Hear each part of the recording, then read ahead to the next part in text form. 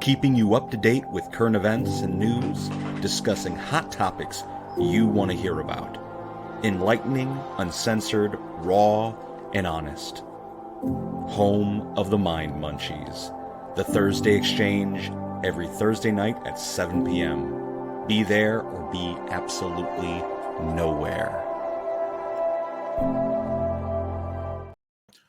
Well, hello, everybody. What's up? The Thursday Exchange. Yes, we are back. We have had many episodes, and we've taken a long hiatus, a long break. Before you just saw Stefan and myself, and now we added my brother. So long that we are now performing with the ghost of Jesus, apparently. The what? So yeah, guys. What's up? We have interesting topics and a different direction that we are going in with this podcast. I know in the past, you guys knew us. We did a lot of general topics, and we would have a lot of interviews from left, right, sideways, which was wonderful. And it was a wonderful history that we've had, and it helped get us through the pandemic. It helped us see the light, and it honestly opened up our mind to a world we would have never believed we could have seen. However, the three of us in common have a lot of passion within the arts. And we really thought we would come together and create a podcast about how the world around us is affecting artists around the world and how it's, so tonight's episode, we're going to be focusing heavily on the weight of negativity in the arts community. And right now we all can relate in the world we're living in with inflation and how it's changing the way artists are passionate about their own projects and how much time they can actually give to their projects. I mean, think about it. A lot of people now have to work 2 or 3 jobs just to make sure that they're paying rent. Yeah. And being able to put anything to the side. And that's just the money aspect. And that's not necessarily the time. If you're working 2 or 3 jobs, how much time do you really have? Stefan, you just got a new place. Let's hear about it a little bit. Look at that beautiful shrine behind you. Yeah, looking good. So yeah, basically, I mean, like you said, we've been away for a while, trying to figure some things out. This past 6 months for me personally has been a whirlwind of change after change after change, and everything that goes along with that. So I decided to leave where I was working before and living 5 days a week, which was at a Buddhist retreat center, so that I could move closer to like where there's areas where there's public transport, and I could start being on my own again and doing the kind of work that I want to do. So I decided to pack everything up, leave, come down to New Jersey, and then try to find a place once I got down here because I was staying with my sister and had to go through that whole struggle of first trying to figure out how to get a job and going as far as like riding a bike up and down the side of the highway, knocking on businesses' doors, trying to ask for work, and applying to like hundreds and hundreds of jobs online. So finally I got a job working at Walmart for a while. And then now I'm actually working at the hospital. And I just recently, like 2 weeks ago, finally did like the first photography gig that I've done in probably months. So see, it's a long journey. You're saying it's a long journey. It's a long. Then even with all of that coming together now and starting to fall into place, my next task is to find my second job, because with what I earn with my main job, I can cover my apartment and my bills mostly, but it leaves nothing left for anything else to do. Like no going out, no spending stuff on art supplies, no getting to pursue any of these passions that we have, or these hobbies that we have. And it's like, what can you do other than stay home when you have no money? So it's like, or no time. And if you're working 2 jobs, where are you going to find the time to even work on your passions? And that's what I'm seeing more and more and more with my friends and colleagues around me that are amongst the arts community. They don't have time to release their new album or, do gigs. Like a lot of people that I know do stand-up comedy, and it's like they're doing it when they can, but they're not doing it as much to actually make a good enough income to sustain themselves. So it's a really challenging place we're in now with the way bills are, and even the mental health aspect of it. When you're working so much and you don't have time to do the things you love to do, you're automatically depressed, you know? Well, what makes it even harder is when you go to the store and you look at the prices of things that you buy on a regular basis that 3-4 months ago were 3 or 4 times cheaper. Oh yeah. And Terrible. it hasn't gone up to match that. So See, it's one like, thing that the both of us don't have that Danny has is children. So what is it like, Danny, when you got to fill the fridge for the kids? Expensive. Very expensive. I mean, it's such a drastic, change these last few years. I mean, weekly, you're looking at least 350 a week to go grocery shopping. I mean, every aspect of, financial, has went up. I mean, you look at, gas prices, utilities, rent, people, any kind of bills, it's sky high, we have a couple, rental properties, and that's one thing, I always said, when I see these prices that some people are charging, I get it that people, you got to make money too, but I seen, in Buffalo, you see apartments, 1-bedroom apartments for $1,300 a month. I'm paying $1,400 right now in New Jersey. Yeah, it's a shame. We've always said, and I've always told my tenants, that we keep our rent. Nobody's paying even $1,000 for 2 bedrooms. Everybody's at like that 9 or 8. You want to be fair. You know what I mean? You have to be fair with people too. You know what I mean? Because if you treat your tenants fairly, you don't really have to worry about them paying their rent. You know what I mean? Because they're happy to pay it at that price. You know what I mean? And you don't see a lot of that happening in the world. You go into these companies and it feels like they're gouging your eyes out, like with everything. Everything's way up, and it's hard to survive. It's hard for anyone to survive. I don't care what you have. Everyone's struggling, it seems, right across the board, and it does. It's very depressing. Let's put it this way. I would like to be doing more photography work. Driving challenges aside, which, for me, I can't drive. I'm allowed to ride around on a bike. But driving challenges aside, having money to upgrade my gear, I've been heavily using my camera and video gear and lighting gear on a regular basis for like 10 years. Yeah. I mean, the current camera probably closer to 5 years, but even so, I need to upgrade stuff because certain buttons are not working anymore, and I'm having to work around that. Yeah, and that's what it is too. Let's just hone down here on what we actually do. So this is our introductory episode. You're gonna have to forget everything we've ever done because this is new. For those of you out there that don't know what I do, I'm a filmmaker. I'm a writer, director. That's what I do. I'm an author. And, this is my biggest passion, is to be able to tell, yes, my ability to just dive headfirst into projects. I love to bring my stories to life. That's my ultimate goal and dream. I love a lot of artistic things, but those are my main ones: is directing films, writing films, and writing books. What about you, Danny? What is it that you do? What I do, honestly, each and every day, man, I try to honor God first and foremost, man, and literally like everything I try to do in life, man, nowadays. It wasn't so much back then, you know what I mean? And the older I get, the more I realize that I need God more than anything, you know what I mean? I need him more than anything in my life, each and every day.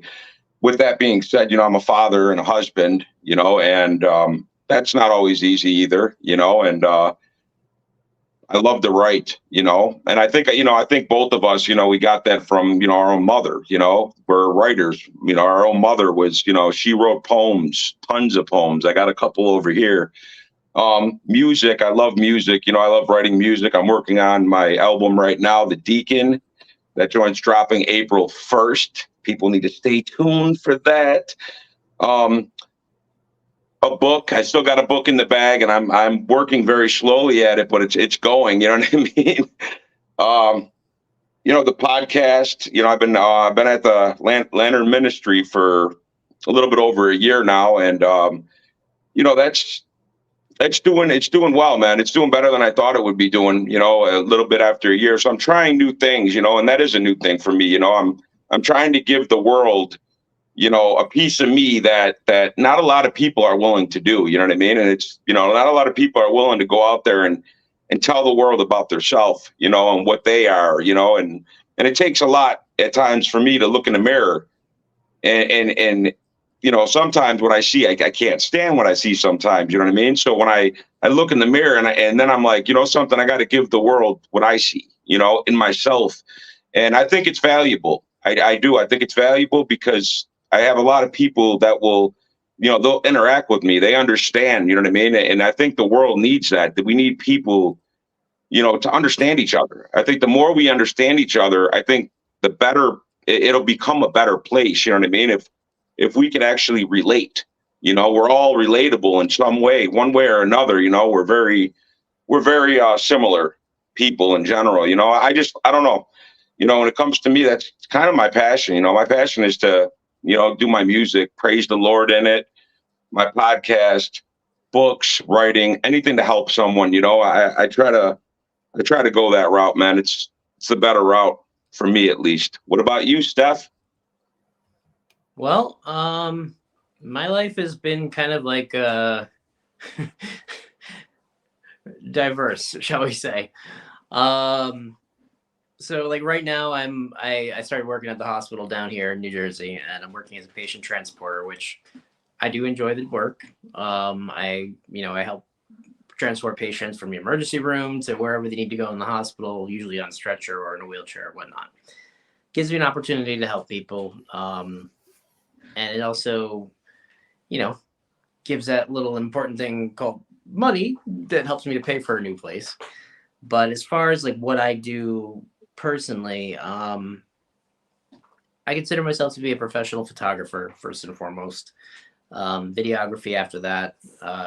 I worked on the film festival as well as the films with Charles, everybody else, and you know, we had the premiere last year, so that was pretty awesome. Sure And was. then Well, sweet.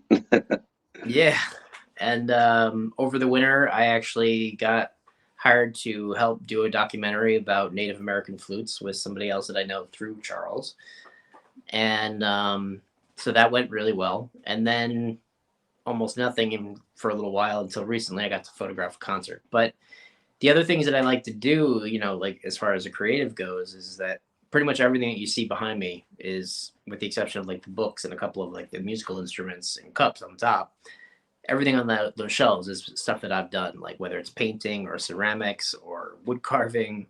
Those ones are behind my head. Yeah, they're kind of small in the video, but I'm checking them out. Yeah, it's a little hard to see from here. But you know, this is only a small amount of the stuff that I do. So it's like I do wood carving, painting, drawing, photography, video. I cook, I crochet, I know how to knit, but I don't like it. You know, I do woodworking outside, I build things, gardening, you name it. It's as long as you're not asking me to Jack do of like, all trades, man. yeah, Yeah. you just don't ask me to do like algebra and crap, because then Yeah, no, done. So what I really wanted to do is I wanted, you know, the audience to see that we're very diverse in what we do. We're very, very different, yet together we can create amazing things. You know, with both of you, I've had the wonderful pleasure of doing film festivals with the both of you. I've also had the pleasure of doing films with the both of you over the years. Very different films, whether they were comedies, crime thrillers, horror, you name it. We've done it. I mean, in the last film, acting too. yeah.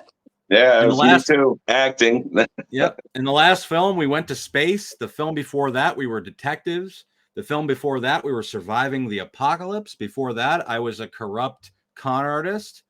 The other one I was robbing banks, and the other one I was being hypnotized. So like we're always doing something and being creative. And you know, the wonderful thing about film is it incorporates all of the art forms that Stefan just said. I mean, whether it's set design, whether it's makeup, whether it's, you know, props, you name it, writing, Danny's music, behind the scenes, there's all that photography. I used to hate it when teachers would tell us, like, you have to pick a niche. You have to pick one particular thing that you do with your photography work or your art in order to be successful in life. And like, maybe that's true.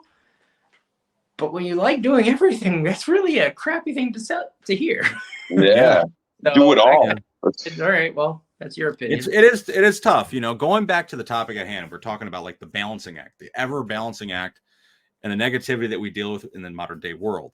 Now, I'll be like shopping. I'll be at the local store. I'll be at the mall, and I'll bump into someone who's either seen our movie or a cast member from the previous films, and they'll be like, "What's next? Are you working on your next project? What's happening? Like, what's the next film?" And the thing that people don't realize is when you're planning a movie and when you're doing it, it's a lot of money, a lot of time, a lot of effort, and the aftermath of the film, like premiering it, is a lot of money and a lot of effort. And it, as much as like, you know, material as I have in the bag, because like I am in early pre-production of the next feature, it's not easy to be like, yeah, I'm releasing another film. Let's do the casting. Between finding the crew and the locations and everything, it's all money and time.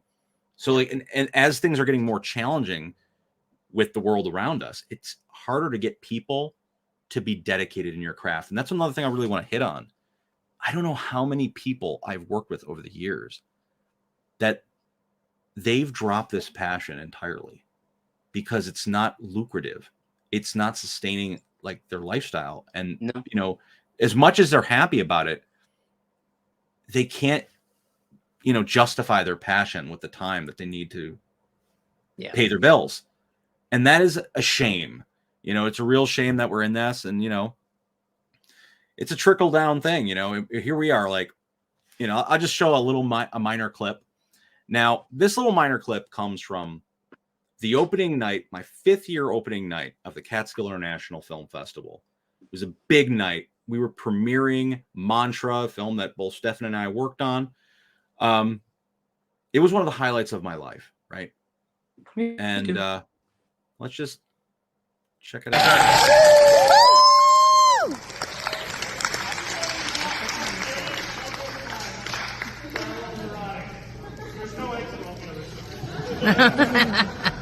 As you can tell, we didn't rehearse this segment of the show. 5 years, people. Thousands of submissions from all across the globe. Thousands of viewers online and some in person. Hundreds of official selections. We've been honored to showcase throughout these years of having this festival. I'm not going to show that whole clip, but what it was is I'm sitting in front of an audience, right? The same theater that I sat in front of during my first run through of my script 10 years earlier with my very first film, The Factory. And here I am running a film festival out of that venue. I couldn't tell you how proud of myself I was. I couldn't tell you how high I was, like on a cloud, okay? I felt like my dreams had come true and that tomorrow, you know, everything would be easier. And I guess opportunities would just present themselves, right? And then Murphy's Law kicked in and said, nope. And then it was the lowest of the lows. Like, we all know what, you know, Christmas morning feels like, or the day after your birthday feels like. It feels like you spent a lot of money and you did a lot of energy, like a lot of work to pay for those gifts for everybody. And then it's over. And then you think, did those gifts I give people, did they appreciate them? Will they use those gifts? And that is like the belief I had in that moment, because the next day, like, I started receiving like criticisms, you know, from the online gallery, right? And they started getting in my head, these people's beliefs, like what they thought of my project, what they thought about the acting, what they thought about the production value, the budget, whatever it may have been. Some people loved it. Majority of people loved it. But the few got under my skin. They changed my beliefs till now. We're talking, this is like 4 months ago, right? And those few negative people brought me down to a level, even on the highest of highs, where I said to myself, was it good enough? Yeah. Did what I, was the project good enough? Is this something where I can still tell people I'm a professional, or regardless of all the positive praise? And the reason why I'm saying this is I shouldn't have let those losers, like, people, everyone has an opinion. I have opinions about films, I guess. The problem is you could shoot yourself to death, but it doesn't make it easier not to. That's what it is. But there's so many of us that, like, I've seen careers end, passions dropped. Like we were just talking about, a few sentences ago, I've seen friends and colleagues drop their passion over money, right? Because they financially can't do it and they need to make money to survive, right? I basically dropped mine for 2 years. Yeah. Because of But then there's the other side of it where they didn't drop it for money and they didn't drop it for passion. They dropped it out of fear and self-doubt. And that is a totally different story. And like, that is one thing that I don't think enough creatives really talk about. There's so many of us that know people, including ourselves. We have songs that we haven't released. We have stories that we've never told. We have pictures we won't show nobody because we're afraid of what someone else may say online or in your family, or just that opinion. Or you're afraid, like in my case, that it's just going to be the rat race all over again. Like, how many times you got to restart and from scratch and build yourself back up and then go whack. And after a while, it gets to you. Yeah, absolutely, man. Speak about it from your perspective, Danny. Like, I know over the years, you've transformed your music so many times. Yeah. And,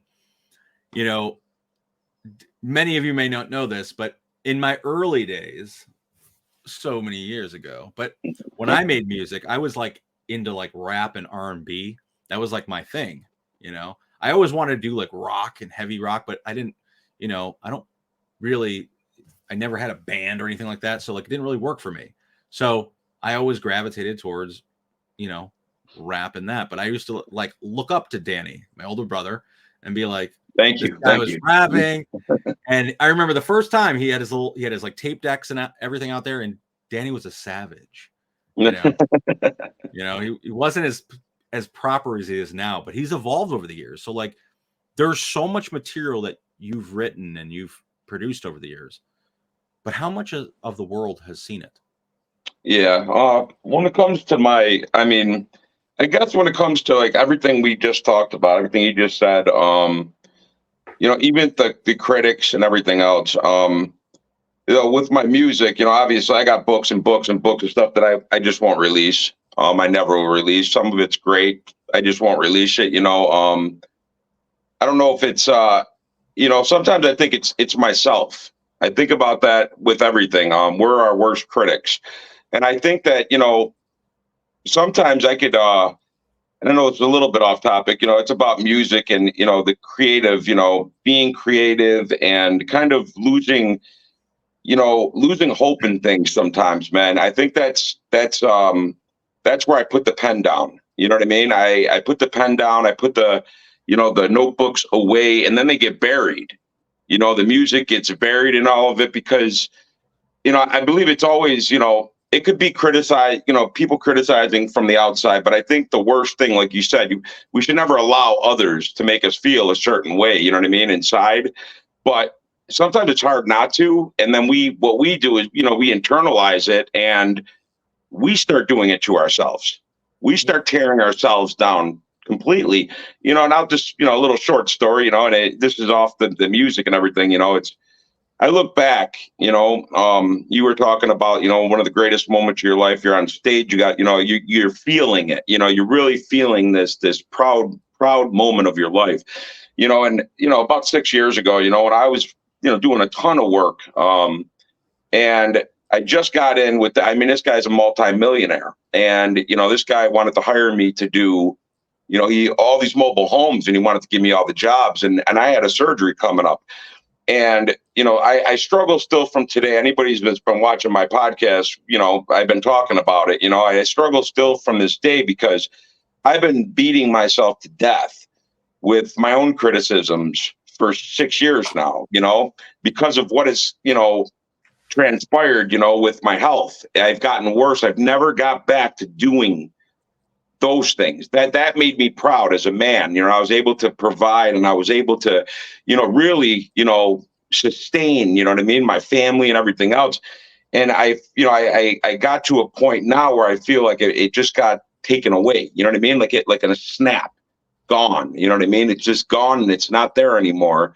So this whole time, I've been, I beat myself up daily still, you know what I mean? Telling myself, I'll never get there. I'll never get back there, and I guess it's similar to, putting the pen down, putting them notebooks away, and I kind of got to forget about those things and create something new, you know what I mean? And that's hard to do. Sometimes that's hard to do because you feel like you're truly, you're done, you feel done inside sometimes, you get that, whatever it is, seasonal depression. Sometimes it's years where you're just in this slump, and it's hard to dig out of, you know what I mean? It's just hard to get out of those places. But being creative is a good thing too, because we could use those feelings, we could use all that, and we could put a target on something and really pour into it, and that's what I've been doing, with my new music that I'm going to be dropping, because, a lot of the old stuff that nobody's ever heard, I'm sure they're going to hear it in this new album. You know what I mean? All these different things and these thoughts and the ups and the downs, you know what I mean? I know, we talked a little bit about that, the ups and the downs, man. And, I'd like to give everybody all of it, you know what I mean? We'll give them the downs too, you know what I mean? Because it's just been a hard road. I know I went off topic, but hey, it's been a long road, man. So a lot of that buried stuff, I guess eventually it unburies itself and people get it anyways, so, Yeah. I mean, in terms of like highs and lows for me, like, we were all at the same film festival. So, that was a really high moment and everything. And then that week, I don't know how many others all got smacked down with COVID, literally like a day and a half after the festival. Yeah, that was terrible. And that was the first time I had ever had COVID. I'm sitting here thinking that I had somehow like skipped it or escaped it because I hadn't gotten it yet. I'm like, I did the 3 shots, and after that I was like, look, I'm not doing it anymore. Like everybody I know that's had all the vaccines has had COVID multiple times. Like I'm not doing it anymore. Yeah. So, but I got the original ones like you're supposed to, and I was just about to start my job that I got at Walmart when I moved down here. And COVID hit, and my account dropped below 0 because of auto withdrawals. And so I had a complete freak out moment back in November, thinking like, you went from, like you said, being on stage, having people clapping for you, to like contemplating, how am I gonna ever find enough money to pay for the rent down here and everything else. So it's like, and now it's starting to climb up again, and I'm starting to pursue projects again. But even as it was happening, I knew it was like completely irrational to think that I'm gonna be a failure forever, and that I knew deep down that it was gonna get better. But in that moment when you're there, that shit doesn't matter, even if you do know it. Yeah, for sure. There's nothing you could have told anybody at that time. There's nothing you could tell anybody at that time when they're in that slump. Yeah. It really is hard. And I was even saying it to myself. Like I was logically saying to myself, like, it will get better in a very short time once you start working again. And it did once I started working again. But like in those moments, you begin to doubt, like, did I make the wrong choice? Like, should I have come down here? I mean, the reason I came was to get my foot in the door. Like where I was before, it was beautiful. Don't get me wrong, but like you guys know, like I had to ride my bike 11 miles over a mountain to get to the next town. Like, Yeah, it's and crazy, I was man. Give you props for that, man. That's a rough ride, man. It is. yeah, like when I moved down here, once I got the job at the hospital, that's I think it's I want to say like a 6 or 7 mile ride each way. Rain, shine, doesn't matter. And it's Still did it. tell you what, it's good exercise. Yeah, So- for sure. It's those Um, things though. It's those moments when you're in such a low place that you see things, I guess, the way they're supposed to be in a way. And a lot of times the only person that can save you is yourself. You can't rely on your family. You can't rely on your friends. They could be a great support system. And thank God that I have the people that I have in my life that I can like, hey man, like, and I just vent to. But I'm telling you, like once you get in those places, negative space, it's very challenging to get out Me of. getting set up here wouldn't have happened if I didn't have help from family. And it was, it is challenging because you go from being independent for like 10, 12 years to suddenly having to live in someone else's bedroom for 4 months without work. Like it really does. Pretty It makes you start humbling. Yeah. Pretty humbling, man. It's it's right that then you said see things as they are. Yeah. That's I'll tell you, man. That's something. I talk about that, man. Like I guess I don't see things like I think that some people see things. It's very dark sometimes, dude. You know what I mean?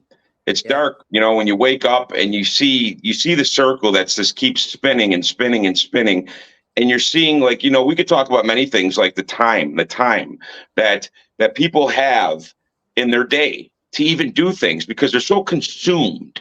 They're consumed in working 2, 3, 4 jobs to provide for their family. Where's their life at? And when you start seeing that and you see that like in your own reality and you start opening your eyes to it, it's depressing because you realize like everybody's life is dwindling away for what? For the system. You know what I mean? For the somebody to get greedy, somebody to make a whole lot of money on your life. And then your life slips away. You know what I mean? Your life becomes nothing. And then you get treated that way too. You know what I mean? You get treated like that through the institutions, in the businesses. You don't get that that kindness. You know what I mean? You don't get that, something to kind of lift you up. It's always just nail you down a little bit. You know what I mean? And it's hard to see sometimes, man, when you wake up. I mean, it's just hard when you're looking around and your eyes start really opening. It's like, man, it's kind of shitty, dude. It's kind of shitty that people got to live like this, man. But that being said, and I mean, we're all on the same page with that. Like we all have gone through that this year. That being said, we're all obviously now on this podcast trying to start something again. Something changed. What was it for you that changed it and started getting you back onto a track? You talking to me or Charlie? The time. Yeah. Go ahead. Well, for me personally, going back a little bit to what Danny was saying, and even what we were saying, maybe even before this conversation started, maybe I'm thinking about this in my own head, but we talked about time and how people their time now is so much more valuable than it was before. If you're more busy than you've ever been in your life because you're just trying to survive, survivalism, you need to put food in your mouth, you need shelter, right? A lot of other things are going to take, second nature. They're not going to be primary, right? Your passions are going to be not primary. Your relationships with people aren't going to be primary anymore. You're going to have your small unit of people, but beyond that, it's far. And what it was for me is I started realizing that the phone wasn't ringing. The mailbox wasn't getting full of letters from people caring. Inbox wasn't getting full of messages from people that I thought were close to me. And this goes back to the idea of like, you're your own savior. You have to save yourself. You have to. And at the end of the day, my whole life, I'm trying to make these people happy by the projects I'm creating. I remember I even wrote about it in my memoir. I wrote about the idea that I wanted the people around me to feel something that I wrote. And I wanted them to be gravitated to the work. But then I realized a lot of times they're not even listening. They're not watching the material. So like, why am I doing it for them? Oh, I'm offending them by writing some sort of comment, or, you know, a certain song I release is going to offend them and they're going to roll their eyes, or they're going to say, where were you taking this picture at? And to me, it's like, I'm doing all this work to, you know, make them happy, when realistically it's about what makes me happy. So for me, you know, I spent a lot of time working on projects, and I put a lot of other people in the forefront of them, and festivals. I promoted projects with putting these people on the stages. And I thought to myself, I deserve that too. You know, if I'm going to put the work in and do the effort, I'm willing to, you know, put myself up there too. So I don't know if that answers the question, but for the most part, seeing all these things, knowing what makes me happy, and being creative is what gets me in the game. And I know I've been talking about it with both you, Stefan, and you, Deacon, over and over again on the phone, saying, we need to do this podcast. You know why? Because the podcast is going to motivate us all for the next projects we have in line. You know what I mean? Once it goes public, you know what I mean? It ain't going to stop. You know, once you say, hey, I'm releasing this album, or hey guys, we're doing a casting announcement. Anybody that knows me, I don't do anything half-cocked. If I say I'm going to do a film, it's full cock. Mm-hmm. If I say, you know what I mean? Like, I'm going to. I don't know why I nodded to you, but how weird that sounded. No, but like, what it is like, there's a lot of people I see now, and this might be a subtopic within itself, but you see it a lot now. People are so eager to release anything. They're making a short film. They release pictures every day. They're releasing videos behind the scenes every day, or they make a song. They're putting clips of it out before the song's done. It's like, guys, spend a little bit of time working on that, finish it up, and then release it. I mean, but who am I to say? But that's just the way I do things. Like, once I announce it to the world, it's going, and things happen fast. But it's been, like I said, like the last few months since the festival, I was kind of in a dark place, and I shouldn't have been. None of, like, anyone involved with the festival in general should have been very proud of the turnout and, you know, how things went. But for me personally, it was like a lot of freaking work, and just a lot of backlash on every angle. So, but that's me. The passion is reignited, and I think that this podcast is the beginning steps to the right direction. I think, man, that's awesome. I think for me, it was a matter of a couple of things. Is one, just taking the plunge and packing myself up and moving on a whim. Taking the risk that I've been afraid to make for the past however many years. An opportunity finally came up where, you know, I was offered by my sister to come stay with her until I could find an apartment of my own. And that's, you know, that was scary. Like, I was earning $25 an hour before. I took a pay cut to come down here. I had an apartment that I was paying $900 a month for. I'm now paying $1,400. You know, so it was a risk, but without taking that action and just finally taking a plunge and doing it, you know, I wouldn't have set that chain of events in motion. And then at that lowest point where I wasn't really doing anything artistic for the most part, because I was too busy being freaked out about where I'm going to be and like, what am I going to do? And then also hating the fact that it's cold out and I want to be outside. Because me indoors, it's not meant to be. I'm an outdoorsy guy. And, you know, that started making me want to try to tap into some of my old hobbies. And as I was unpacking all this stuff behind me to put up for decorations and stuff, I found my old sketchbooks and I started going through them. And then I was like, I want to start drawing again. Same thing with, you know, I made myself a hat because I found some of the old projects I made too. So I started just putting time into, even if it was in the middle of the night for a half an hour before I went to bed, or a half an hour before I went to work in the morning, like I would just start sketching things or building things or just trying to do the stuff that I enjoy doing. And that's kind of what picked it back up, and I starting to feel like I can actually do things again. That's Yeah, awesome. it's awesome, man. So we got a You know, lot we got to look forward to this year. I heard a quote. I think it's Jordan Peterson. I think that's his name. Mm-hmm. Yeah, I love it. I love his work. And I was listening to, he was talking to one of his clients. His clients they were super depressed, and they're going through a lot of different things. And and he's a psychotherapist, and he's talking to him, and he was asking them to do things, and clean your room. Just get up and do something. Get up and do something. Clean your room. And and he said, if you can't clean your room, then just open one of your drawers and fold the clothes in it. And then he said, if you can't do that, open the drawer and imagine what you want, how you want to fold it, how you want to organize it. And believe it or not, man, I mean, those words, for some reason, they spoke to me, man, because, and this is just, going on lately, because it's the small things, man, for myself, like, it's hard for me to have this massive, big idea and say, that's what I'm going to aim at, lately, at least, because a lot of it's been hard, period. And those words rang, starts, do small things to get to where you want to go. You only got 2 feet, and you take one step at a time, and that's how you kind of got to approach life, And so more and more lately, man, I've been trying to dig in, dig my heels into the ground.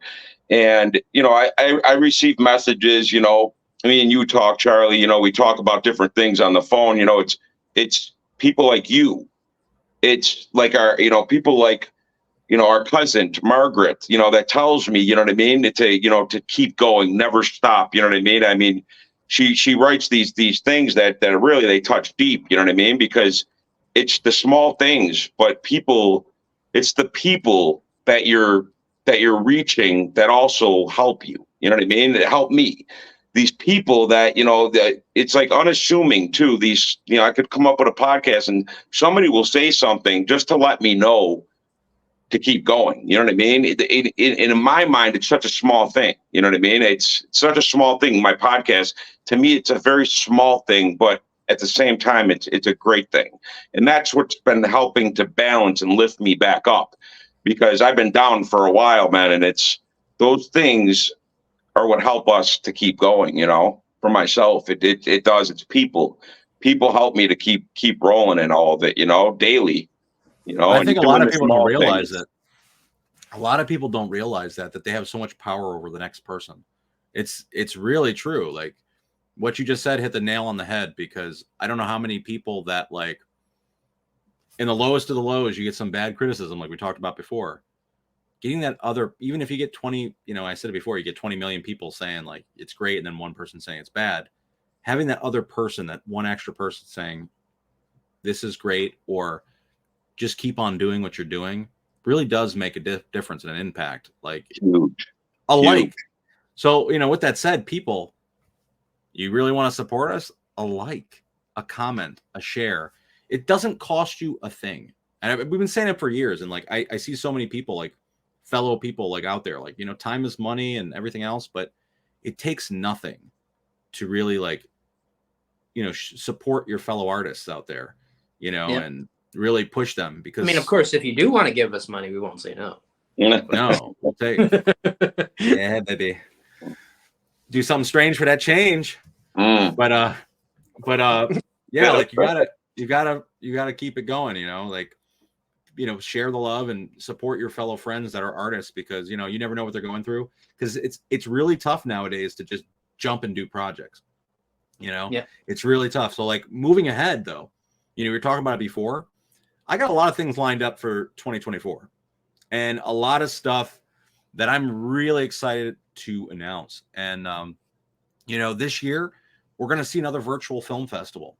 We're going to see another festival that's incorporating with the 72-hour competition. People really loved it. We got a lot of different films this past year involved. I thought it was awesome.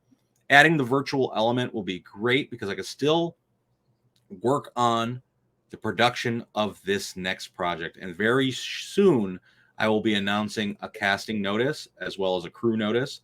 So people out there, keep your eyes peeled because this is going to be a very different project. We're not going to Mars, people.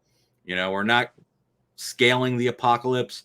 We are digging deep into the psyche. We're digging deep into a lot of human emotions and stuff like that. This is a heavy drama comedy. We're going to have a lot of fun, and I cannot wait to meet the people I have not yet worked with and also reignite and reunite with the people that have supported me all these years to jump on this new project. Also, I have a book that I've been writing. It is an adult fantasy. It is off the charts, Adult crazy. Fantasy or a fantasy for adults? Fantasy for adults. Okay. So it's not a porno. But yeah, it's all over the place.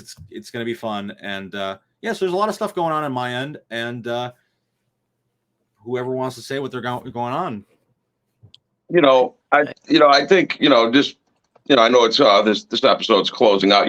I did write something, about finding the goodness and being grateful for the things. I think that's important. I think it's important, like, I'll speak for me, but I think it's important for everyone, is finding the good things that, we get consumed. And I know that, like, a lot of this, the episode, we talked about different things, depressions and negativities and everything, but also to find the goodness in things. Because it is all around, the goodness, and to be grateful. There's a lot to be grateful for. You know what I mean? We're able to do what we're doing here, and that's something to be grateful for. We're able to, share, in a fellowship and talk to each other and express these things. We're able to go outside and take a deep breath. We're able to do things in life because we're still living. You know what I mean? So we got to be grateful, I guess, to just be able, to keep going. You know what I mean? Because we have a whole life ahead of us still. You know what I mean? And we could do great things. So with all the negativity that does happen on the daily to all of us, we always could find something to be grateful for. You know what I mean? All we got to do is look around. It's right there, But with that, go ahead, be grateful. We all got to be grateful, man. Finding things to be grateful for. So with that said, you got a project? Do I have a project? Well, yeah. I announced, I actually do. It's April 1st, man. April 1st, The Deacon. The album will be dropping April 1st. It'll be, I'm looking at about a 22-track album, which, it's gonna take a little bit, but man, it's dropping. I'm hopefully that you're gonna be creating the art for that film. That'll be nice, But I got that, and I do have, a vision. I talked to you yesterday, man. I want to be back on, back speaking, and I want to make that happen this year. I'd like to do some, in-person events with. I would love to, talk to the people on stage and be able to, like, start impacting and taking Lantern Ministry to a different level. You know what I mean? Of live performance. Where I'm doing my music plus speeches. So those are things I'm kind of working on. We're working on our book. So I can't wait till that one drops too. That'll be sweet. So look forward to that. And let's just keep it going, man. We'll keep it going. That's kind of what I'm doing, man. I'm trying to get my mental health in order. That's important, man. Getting the mental health in order, man. I think that's my number one, is getting the head straight, tied on. Like, so that's pretty much it for me, What about you, Stefan? Remains to be seen. There's going to be a lot of stuff going on this year. I know I'm going to be putting out more photography work, and I'm still kind of riding the wave of figuring things out. So I'm gonna keep the option open for you're gonna see whatever you see when I make it. So Man. And that's like I said, people. This wasn't a doom and gloom episode, just like Danny said. It's all about the hope and the people that have actually impacted us positively. It's the idea of kind of lifting those weights, those weights of negativity off of us, because the world is, as we all seen, as history kind of has repeated itself or gotten crazy over the years, there's always going to be hurdles. We're just saying at this time, the things that have impacted us and how we've kind of overcome them. And it's not a Band-Aid. It's not an easy fix. As I'm sitting here telling you guys like, oh, I'm better now. I'm not. No. I don't think I ever will be. There's always going to be a new hurdle and another ladder to climb. So, what that said is you have to always keep in mind why you're doing what you're doing and keep your passions first. Don't drop them. If these are the things that are truly making you happy, there's no reason to put them on the back burner. There's other things you can do to be involved, So with that said, guys, we're going to keep this episode here under an hour, and you can follow us on Thursdays, the Thursday Xchange on Facebook, also on YouTube. So I hope to see you guys looking. Make sure you like, comment, subscribe. Please share us. Definitely. All right, guys. It was awesome, guys. Thank you so much. Peace out. Bye.